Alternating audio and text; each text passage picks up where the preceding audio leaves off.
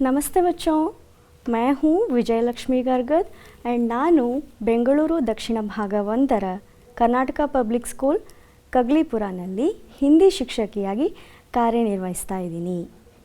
आज मैं आई हूँ आपके सामने एक बहुत ही इंटरेस्टिंग विषय को लेकर, जो आपको और हम सभी को विचार करने का मौका देता है, सोचने का मौका देता है और हल ढूंढने का मौका देता है, यानी सल्यूशन ढूंढने का मौका देता है।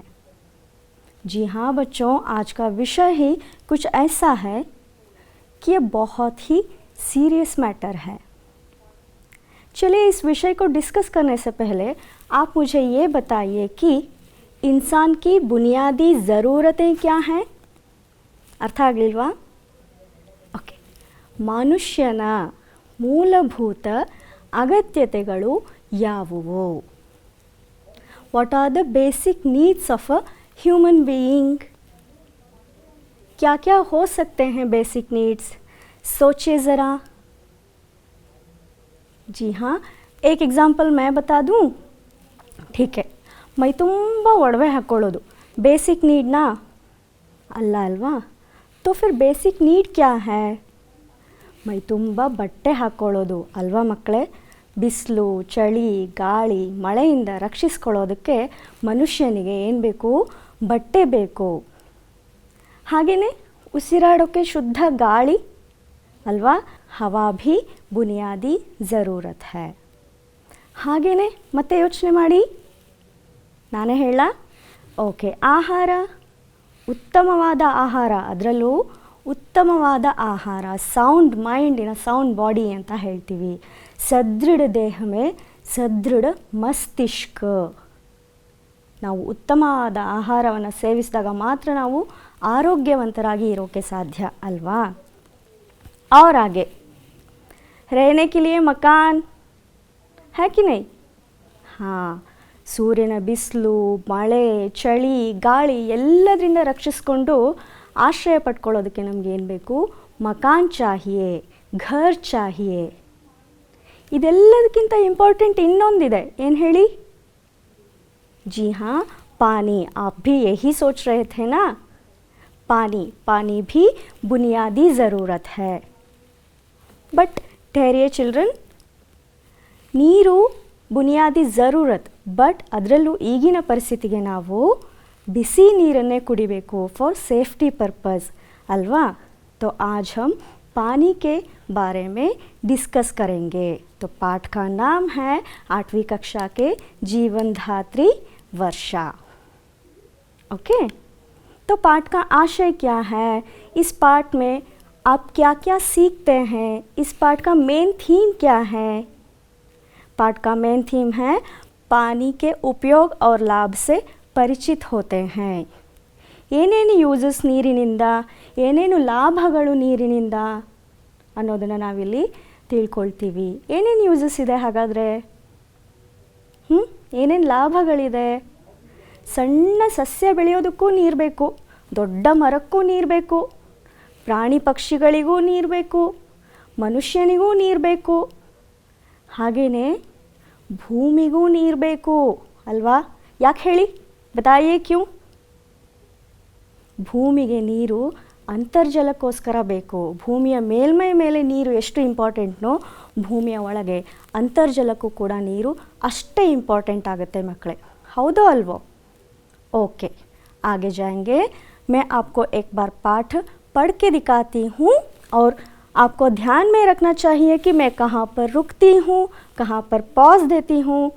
इन सारे अंशों को ध्यान में रखकर आपको पाठ पढ़ना है। ओके, एक बार पढ़ लूँ?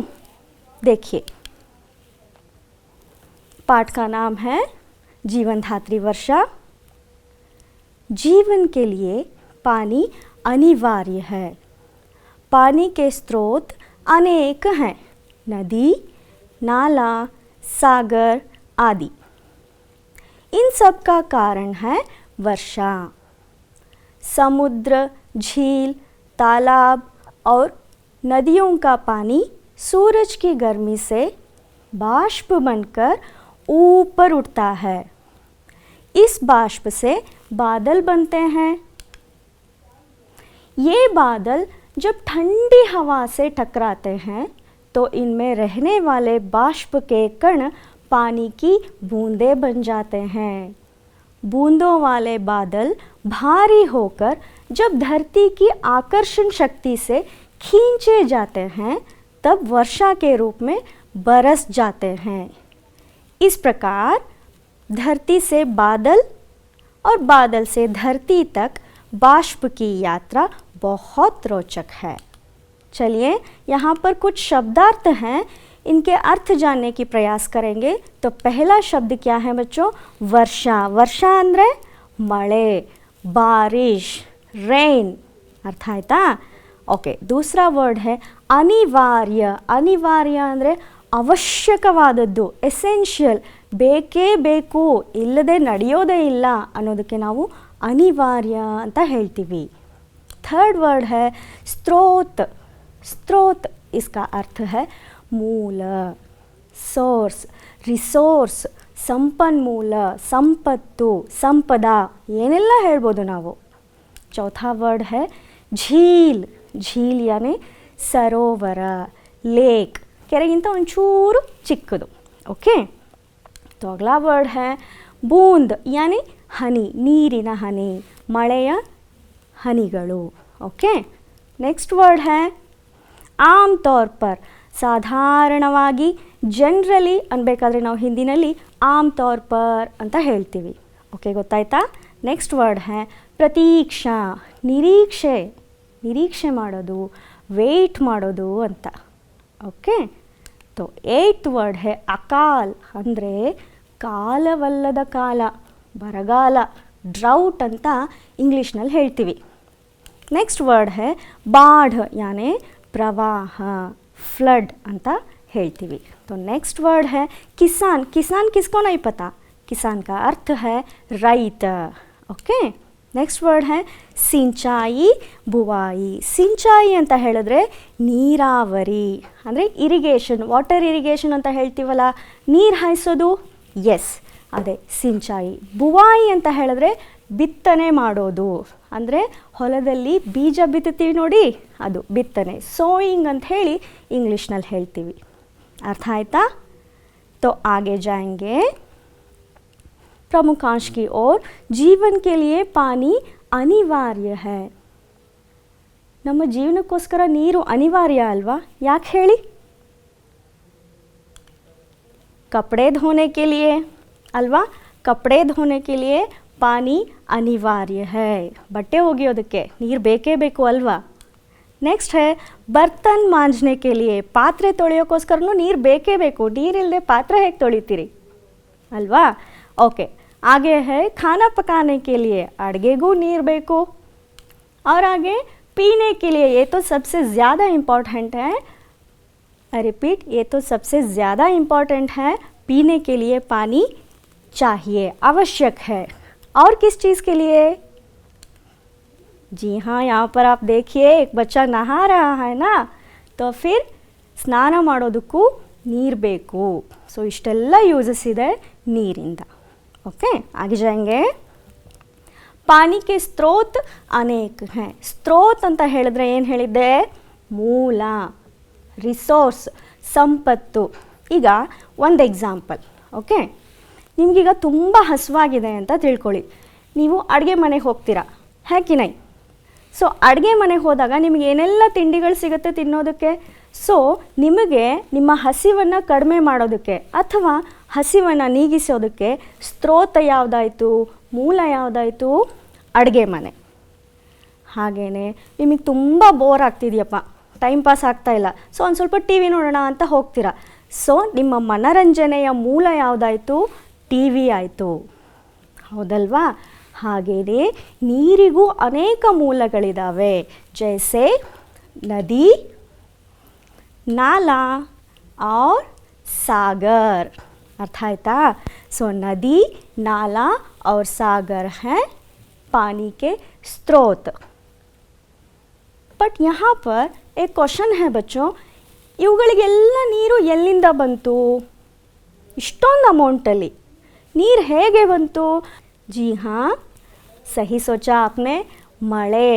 ಮಳೆಯಿಂದ ತಾನೇ ನದಿ ನೀರು ತುಂಬಿ ಹರಿಯೋದು, ನಾಲೆಗಳು ಹರಿಯೋದು, ಸಾಗರ ತುಂಬೋದು.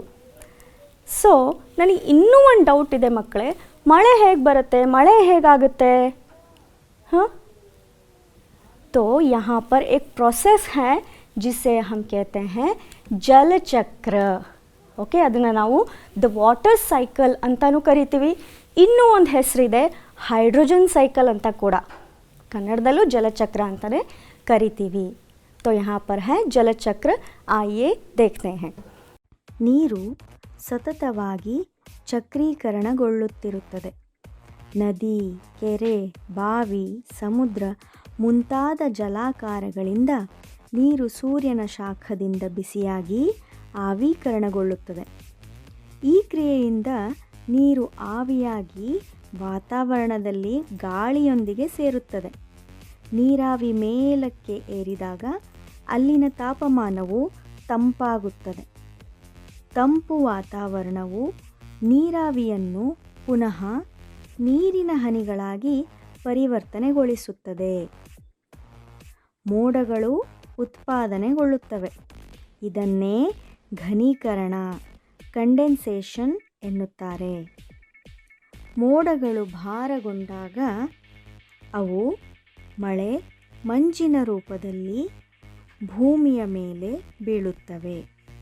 ಇದನ್ನು ಮಳೆ ಪ್ರತಿಕ್ರಿಯೆ, ಪ್ರೆಸಿಪಿಟೇಷನ್ ಎನ್ನುತ್ತೇವೆ. ಈ ನೀರು ಪುನಃ ನದಿ ಕೆರೆಗಳಿಗೆ ಬಂದು ಸೇರುತ್ತದೆ. ಅಂತಿಮದಲ್ಲಿ ಸಮುದ್ರವನ್ನು ಸೇರುತ್ತದೆ. ಹೀಗೆ ಜಲಚಕ್ರವು पूर्णಗೊಳ್ಳುವುದು. तो आप समझ गए ना कैसे पानी बादल बनता है, बादल कैसे फिर से पानी बनता है. तो ये था जलचक्र. आगे बढ़े. ओके.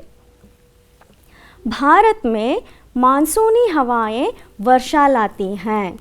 मानसून मूलतः हिंद महासागर एवं अरब सागर की ओर से भारत के दक्षिण पश्चिम तट पर आने वाली हवाओं को कहते हैं, जो भारी वर्षा कराती हैं. जब ये ठंडे से गर्म क्षेत्र की तरफ बहती हैं तो उनमें नमी की मात्रा बढ़ जाती है, जिसके कारण वर्षा होती है. यहाँ पर देखिए बच्चों, इंडिया मैप ಇದೆ ಅಲ್ವಾ? ಓಕೆ, ಇಲ್ಲಿ ನೋಡಿ, ದಕ್ಷಿಣ ಅಂದ ತಕ್ಷಣ ಇದು ದಕ್ಷಿಣ ಭಾಗ, ಇದು ಪಶ್ಚಿಮ ಭಾಗ. ಸೊ ಇಲ್ಲೇನಿದೆ, ನೀರಿದೆ. ಹಿಂದೂ ಮಹಾಸಾಗರ, ಅರಬ್ಬಿ ಸಮುದ್ರ, ಇಲ್ಲೆಲ್ಲ ಏನಿದೆ, ನೀರಿದೆ. ಸೊ ಈ ನೀರು ಅತ್ಯಂತ ತಂಪಾದ ಜಾಗ, ಅಂದರೆ ತಂಪಾಗಿರುವಂತಹ ಪ್ರದೇಶ. ಹೇಗೆ ಇಲ್ಲಿಂದ ಗಾಳಿ ಬರುತ್ತೋ ನಮಗೆ, ಮಾನ್ಸೂನ್ ಮಾರುತಗಳು ಅಂತ ಹೇಳಿದ್ರೆ ಮಾನ್ಸೂನ್ನ ಗಾಳಿ ಇಲ್ಲಿಂದ ಏನಾಗುತ್ತೆ, ಒಣ ಪ್ರದೇಶಕ್ಕೆ ಬರೋಕ್ಕೆ ಸ್ಟಾರ್ಟ್ ಆಗುತ್ತೆ. ಓಕೆ, ಆ ಒಣ ಪ್ರದೇಶಕ್ಕೆ ಅಂದರೆ ನೆಲ ಭಾಗಕ್ಕೆ ಬರೋಕ್ಕೆ ಸ್ಟಾರ್ಟ್ ಆದಾಗ ಅಲ್ಲಿಂದ ಏನಾಗುತ್ತೆ, ಮಾಯ್ಶ್ಚರ್ ಏನಿರುತ್ತೆ ನೀರಲ್ಲಿ, ಆರ್ದ್ರತೆ ಅಂತ ಹೇಳ್ತೀವಲ್ಲ, ಸೊ ಆರ್ದ್ರತೆ ಏನಾಗ್ಬಿಡುತ್ತೆ, ಡಬಲ್ ಆಗಿಬಿಡುತ್ತೆ. ಅವಾಗೇನಾಗುತ್ತೆ, ಮಳೆ ಬರೋಕ್ಕೆ ಸ್ಟಾರ್ಟ್ ಆಗುತ್ತೆ. ಸೊ ಭಾರತದಲ್ಲಿ ಮಳೆ ಬರಬೇಕು ಅಂತ ಹೇಳಿದ್ರೆ ಅಲ್ಲಿ ಮಾನ್ಸೂನಿ ಹವಾಯೇ ವರ್ಷಾ ಲಾತಿ ಹೈ. ಅರ್ಥ ಆಯ್ತಾ? ओके, आगे जाएंगे. सर्दी गर्मी की ऋतुओं में आमतौर पर वर्षा कम होती है, इसलिए लोग वर्षा की प्रतीक्षा करते हैं. ನಮ್ಮ ಭಾರತಕ್ಕೆ ಮಾನ್ಸೂನ್ ಮಾರುತಗಳು ಬರಬೇಕು, ಮಳೆ ಆಗಬೇಕು. ಫಾರ್ ಎಕ್ಸಾಂಪಲ್, ಇಲ್ಲಿ ನೋಡಿ, ಒಬ್ಬ ರೈತ ಹೊಲದಲ್ಲಿ ಕೆಲಸ ಮಾಡ್ತಾ ಇದ್ದಾನೆ. ಹಾಗೆಯೇ ಇಲ್ಲಿ ಬಿತ್ತನೆ ಕಾರ್ಯ ನಡೀತಾ ಇದೆ. ಇಲ್ಲಿ ನೋಡಿ, ಒಬ್ಬ ರೈತ ನೀರು ಹಾಯಿಸ್ತಾ ಇದ್ದಾನೆ. ಸೊ ಇದಕ್ಕೆಲ್ಲ ಮಳೆ ಬೇಕೇ ಬೇಕು ಅಲ್ವಾ? ಹೌದು ಅಲ್ವಾ?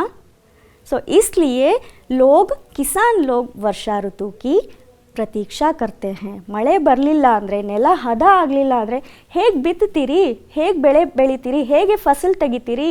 ಹೌದಲ್ವಾ? तो आगे जाएंगे. ಬಟ್ ಇನ್ನೂ ಒಂದು ಮಾತು ಮಕ್ಕಳೇ, ಮಳೆಗೋಸ್ಕರ ರೈತ ಕಾಯ್ತಾನೇ ಇರ್ತಾನೆ. अगर वर्षा नहीं होती तो क्या हो सकता है? जी हाँ, अगर वर्षा नहीं होती तो अकाल पड़ता है, खेत सूख जाते हैं और गाय बैल मरने लगते हैं. देखिए यहाँ पर ಹೇಗೆ ನೆಲ ಒಣಗಿ ಹೋಗಿದೆ ಅಲ್ವಾ, ಹೇಗೆ ಬಿರುಕು ಬಿಟ್ಟಿರುವಂತಹ ನೆಲಗಳು ಇವು. ಸೊ ಇಂಥ ಬಿರುಕು ಬಿಟ್ಟಿರೋ ನೆಲದಲ್ಲಿ ಆಪ್ ಕ್ಯಾ ಫಸಲ್ ನಿಕಾಲೆಂಗೆ, ಇಂಪಾಸಿಬಲ್ನಾ. ಸೊ ಕಾಲವಲ್ಲದ ಕಾಲ, ಅಕಾಲ ಅಂತ ಹೇಳಿದ್ರೆ ಏನು ಹೇಳಿದ್ದೆ, ಕಾಲವಲ್ಲದ ಕಾಲ, ಡ್ರೌಟ್, ಬರಗಾಲ ಅಂತ. ಬರಗಾಲ ಅನ್ನೋದು ತುಂಬ ಕೆಟ್ಟ ಪರಿಸ್ಥಿತಿ ಮಕ್ಕಳೇ. ಹಾಗೆಯೇ ಅಗರ್ ಜ್ಯಾದಾ ವರ್ಷ ಹುಯಿ ತೋ ನೋಡಿ, जब बहुत ज़्यादा वर्षा होती है तो नदियाँ अपने किनारों को तोड़कर बहने लगती हैं, इसको बाढ़ कहते हैं. ತನ್ನ ಕಿನಾರ ಅಂತ ಹೇಳಿದ್ರೆ ತನ್ನ ದಂಡೆಯನ್ನು ಒಡ್ಕೊಂಡು ಏನಾಗ್ಬಿಡುತ್ತೆ, ಮುಂದೆ ಬರುತ್ತೆ, ಪ್ರವಾಹದ ಸೃಷ್ಟಿಯಾಗುತ್ತೆ. देखिए यहाँ पर इस पिक्चर में आप देख सकते हैं कि कैसे अपना किनारा तोड़कर बाहर पानी बह रही है ಅಲ್ವಾ. ಹಾಗೆಯೇ ಇನ್ನೊಂದು ನೋಡಿ, ಇಲ್ಲಿ ಹೇಗೆ ಇಡೀ ಮನೆನೇ ಬಿದ್ದು ಹೋಗಿಬಿಟ್ಟಿದೆ. ಇದು ಯಾವುದರಿಂದ ಆಗಿರೋದು, ಪ್ರವಾಹದಿಂದ, ಅತಿಯಾದ ಮಳೆಯಿಂದ. ಅತಿಯಾಗಿ ಮಳೆ ಬಂದರೂ ಕಷ್ಟ, ಮಳೆ ಬರಲಿಲ್ಲ ಅಂದರೂ ಕಷ್ಟ. ಒಂದು ಮಾತು, ಯಾವುದೇ ಅತಿಯಾದರೂ ಎಲ್ಲನೂ ಕಷ್ಟನೇ. है कि नहीं बच्चों? ठीक है, आगे जाएंगे. वर्षा का जल साफ और शुद्ध जल का सबसे अच्छा स्रोत है. ಹೌದಲ್ವಾ. ಸೊ ಮಳೆಯ ನೀರು ಅತ್ಯಂತ ಪ್ಯೂರ್ ವಾಟರ್ ಅಂತೆ, ಅತ್ಯಂತ ಪ್ಯೂರ್ ಆಗಿರುವಂತಹ ನೀರು. ನೋಡಿ ಇಲ್ಲಿ ಮಳೆಯ ನೀರಿನ ಹನಿಗಳ ಫೋಟೋ ಹೊಡ್ಕೊಂಡು ಬಂದಿದ್ದೀನಿ ನಾನು. ನೋಡಿ ಇಲ್ಲಿ ಮಳೆಯ ನೀರಿನ ಹನಿಗಳು ಎಷ್ಟು ಶುದ್ಧ ಅಂತ ಹೇಳಿದ್ರೆ, ಯಾಕೆ ಹೇಳಿ, ಮೋಡದಿಂದ ಏನಾಗುತ್ತೆ, ಜಲಚಕ್ರದಲ್ಲಿ ನೋಡಿದ್ರಿ ಅಲ್ವಾ, ಮೋಡಗಳು ಏನು ವೇಪರ್ ಆಗಿ ಮೋಡಗಳಾಗಿ ಅಲ್ಲಿಂದ ಬರುವಂಥ ಹನಿಗಳು ತುಂಬ ಪ್ಯೂರ್ ಆಗಿರುತ್ತೆ, ತುಂಬ ಶುದ್ಧವಾಗಿರುತ್ತೆ.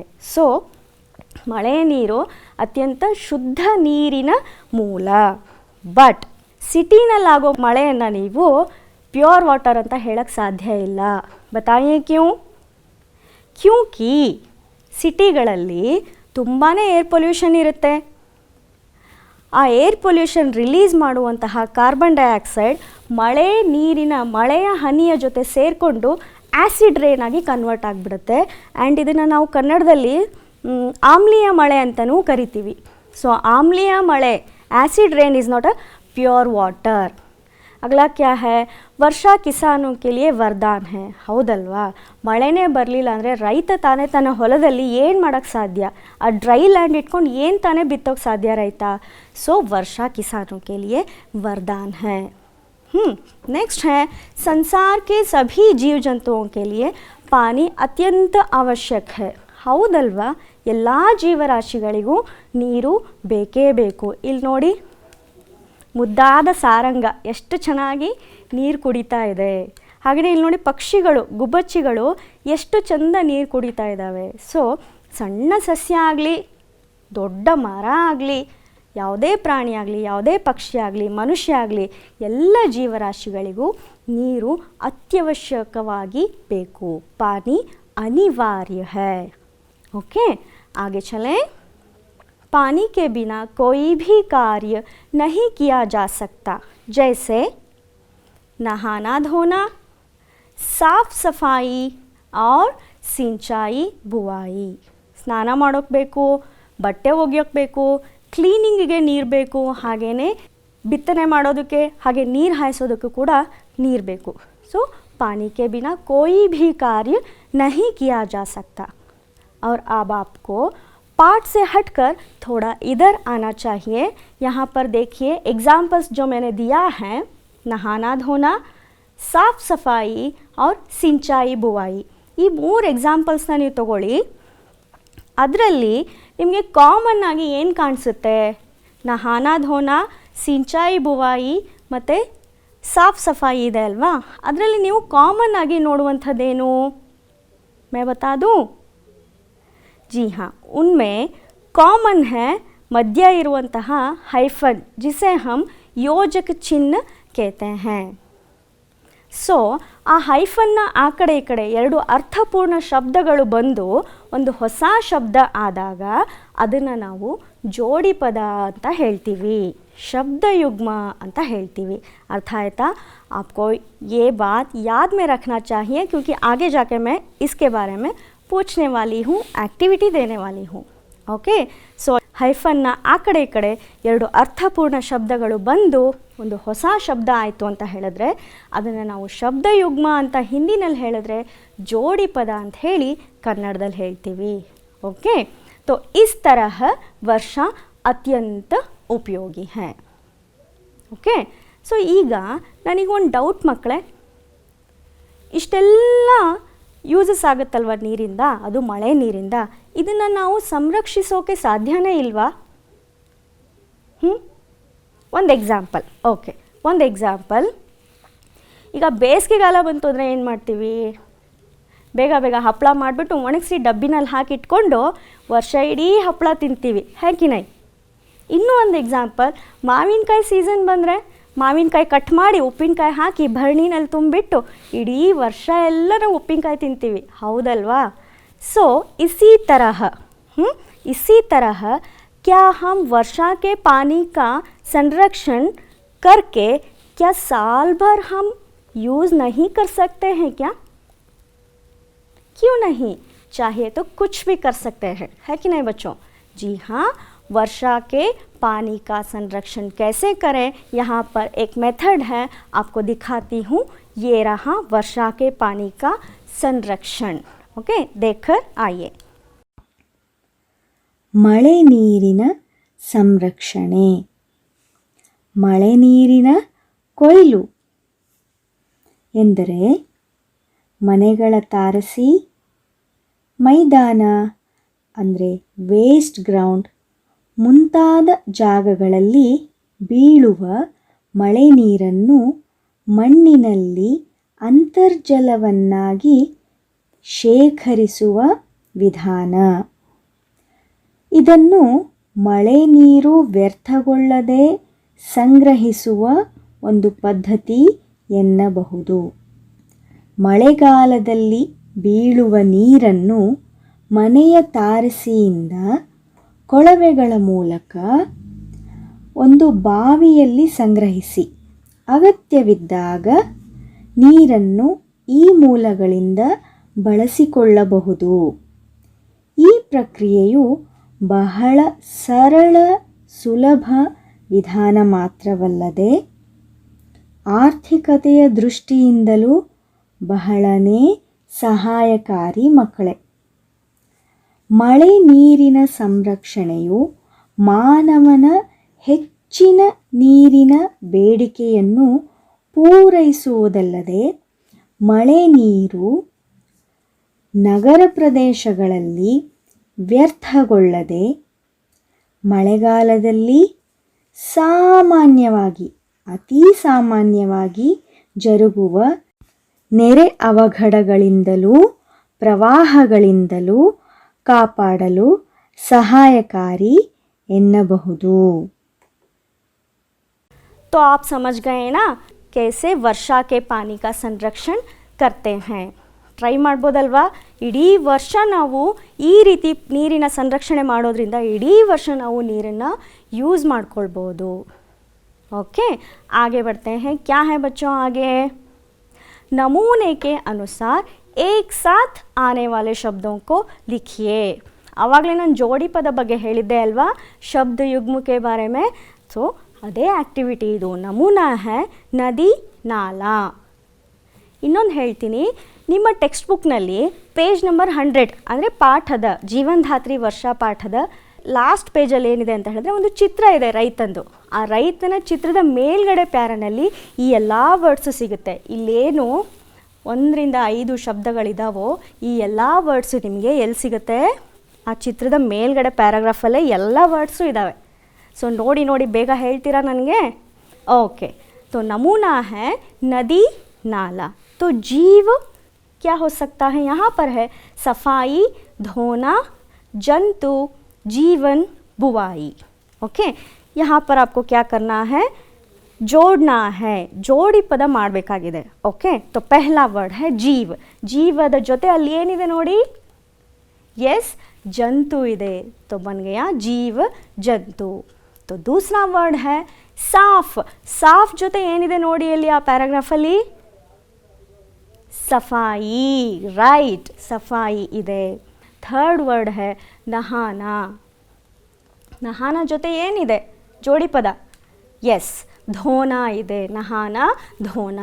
ಸಿಂಚಾಯಿ ಇದೆ ಮಕ್ಕಳೇ. ಸಿಂಚಾಯಿ ಜೊತೆ ಯಾವ ವರ್ಡ್ ಇದೆ ನೋಡಿ? ಬುವಾಯಿ. ಕರೆಕ್ಟ್, ಸಿಂಚಾಯಿ ಬುವಾಯಿ ಇದೆ. ಹಾಗೆಯೇ ಲಾಸ್ಟ್ ವರ್ಡ್ ಜನ್ ಇದೆ. ಇನ್ಯಾವುದು ಉಳಿತು ಅಲ್ಲಿ? ಜೀವನ್ ಅಲ್ವಾ? ತೋ ಜನ ಜೀವನ್. ಇವುಗಳಿಗೆ ನಾವು ಏನಂತ ಕರಿತೀವಿ? ಜೋಡಿ ಪದ ಅಂತ ಕರಿತೀವಿ, ಶಬ್ದಯುಗ್ಮ ಅಂತ ಕರಿತೀವಿ. तो जीव जंतु, साफ सफाई, नहाना धोना, सिंचाई बुवाई, जन जीवन. अर्थ आयता? ओके, आगे बढ़ेंगे. आपको यहाँ पर रिक्त स्थान भरना है. ओके, यहाँ पर एक एक प्रश्न के नीचे 2-2 विकल्प दिए गए हैं. उनमें से आपको सही उत्तर चुनकर वहाँ पर रिक्त स्थान भरना है. तो पहला वर्ड है जीवन के लिए डैश अनिवार्य है. बच्चों बताइए मुझे, जीवन के लिए पानी अनिवार्य है या मौज मस्ती? सोचिए और बताइए मुझे. जी हाँ, जीवन के लिए पानी अनिवार्य है. अर्थ आयतल्वा, नीರು ಬೇಕೇ ಬೇಕು ಅಲ್ವಾ? तो दूसरा प्रश्न है मानसून की हवाएं ಡ್ಯಾಶ್ ಲಾತಿ ಹೈ. ನಾ ಹೇಳಿದೆ ಮಾನ್ಸೂನ್ ಬಗ್ಗೆ ಹೇಳಬೇಕಾದ್ರೆ ಹೇಳಿದೆ ನಾನು, ಮಾನ್ಸೂನ್ ಕಿ ಹವಾಯೆ ವರ್ಷಾ ಲಾತಿ ಹೈ ಯಾ ಧೂಪ್ ಲಾತಿ ಹೈ. ಧೂಪ್ ಅಂತ ಹೇಳಿದ್ರೆ ಬಿಸಿಲು. तो मानसून की हवाएं क्या लाती हैं? वर्षा या धूप? एग्जैक्टली, मानसून की हवाएं वर्षा लाती हैं. तो थर्ड प्रश्न है वर्षा नहीं होती तो डैश होता है. अकाल या बाढ़. अकाल ಅಂದರೆ ಬರಗಾಲ, ಬಾಢ್ ಅಂತ ಹೇಳಿದ್ರೆ ಪ್ರವಾಹ. ವರ್ಷಾ ನಹಿ ಹೋತಿ ತೋ, ಮಳೆ ಬರಲಿಲ್ಲ ಅಂದರೆ ಏನಾಗುತ್ತೆ? ಬರಗಾಲ. ಅಕಾಲ್ ಹೋತಾ ಹೈ. ವರ್ಷಾ ನಹಿ ಹೋತಿ ತೋ ಅಕಾಲ್ ಹೋತಾ ಹೈ. ಚೌಥಾ है शुद्ध जल का स्रोत डैश है. ಸೊ ಹೇಳಿದೆ ಅಲ್ವಾ, ಶುದ್ಧ ನೀರಿನ ಮೂಲ ಯಾವುದು? ವರ್ಷ या सागर? जी हाँ, शुद्ध जल का स्रोत है वर्षा. ಮಳೆಯೇ ನೀರಿನ ಶುದ್ಧವಾದ ರೂಪ. अर्थ आयता? ओके, आगे बढ़ते हैं. गृह कार्य. ओके, यहाँ पर मैं आपको 2 प्रश्न देने जा रही हूँ और इन प्रश्नों के उत्तर लिखकर अपने अध्यापक को दिखाना है. दिखाएंगे ना? चलिए, पहला प्रश्न है बादल कैसे बनते हैं? जो मैं आपको दिखाई थी ना, जल चक्र, the water cycle, hydrogen cycle. हाँ, ಅದರಲ್ಲಿ ಮೋಡಗಳು ಹೇಗೆ ಫಾರ್ಮ್ ಆಗ್ತವೆ ಅನ್ನೋದ್ರ ಬಗ್ಗೆ ಇದೆ. ಸೊ ಅದನ್ನು ನೀವು ಬರಿಬೇಕಾಗುತ್ತೆ. यहाँ पर लिखना है. और दूसरा प्रश्न है वर्षा कब होती है? मानसून के बारे में बताई थी ना मैंने. हाँ, उसी मानसूनी हवाओं के बारे में आपको यहाँ पर लिखना है वर्षा कब होती है. ओके, तो नेक्स्ट है एक्टिविटी करना पसंद है आपको? जी हाँ, बताइए. एक्टिविटी में और उस एक्टिविटी में आपको कलरिंग करना पसंद है? परियोजना कार्य में आपको मैं जो एक्टिविटी दे रही हूँ उस एक्टिविटी का नाम है जल चक्र का सुंदर चित्र लिखिए. ಏನು ಮಾಡಬೇಕು? ಜಲಚಕ್ರದ ಸುಂದರವಾದ ಚಿತ್ರವನ್ನು ಬರೆದು ನೀವು ಕಲರ್ ಮಾಡಬೇಕು. ओके, और उस चित्र के नीचे आपको लिखना है जहाँ वर्षा नहीं वहाँ जीवन नहीं. ನಿಮ್ಮ ಪಾಠದ ಲಾಸ್ಟ್ ಲೈನ್ ಮಕ್ಕಳೇ ಇದೇ ಇರೋದು, ಜहाँ ವರ್ಷಾ ನಹಿ ವहाँ ಜೀವನ್ ನಹಿ. ಓಕೆ, ಆ ಸುಂದರವಾದ ಚಿತ್ರ ಬರೆದು ಕೆಳಗಡೆ ದೊಡ್ಡದಾಗಿ ಸ್ಲೋಗನ್ ಬರೀರಿ, ಜहाँ वर्षा नहीं वहाँ जीवन नहीं ಅಂತ. और अपने अध्यापक को दिखाइए और शाबाशी पाइए. ओके, ठीक है, फिर मैं आती हूँ अगली बार एक और इंटरेस्टिंग विषय को लेकर. तब तक के लिए धन्यवाद.